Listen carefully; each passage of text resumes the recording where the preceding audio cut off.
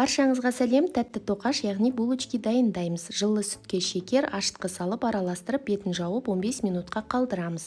Көтерілген ашытқыға еріген сары май, жұмыртқаның сарысын салып араластырамыз. Ұн қосып, қамыр илеп, көтерілгенше жылы жерге қоямыз.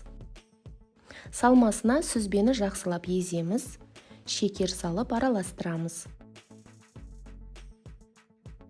Көтерілген қамырды видеода көрсетілгендей кішкене бөліктерге бөліп күлшелейміз. Жаямыз. Салмамызды салып формалаймыз. Қаласаңыздар өздеріңіз ұнататын басқа формада жасауға болады. Бетіне жұмыртқаның сарысын жағып, 200 градус қызған пеште 25-30 минут пісіреміз. Біздің булочкиларымыз дайын, өте жұмсақ, үлпілдек, міндетті түрде жасап көріңіздер. Шайларыңыз тәтті болсын. Сіздермен болған Аянат.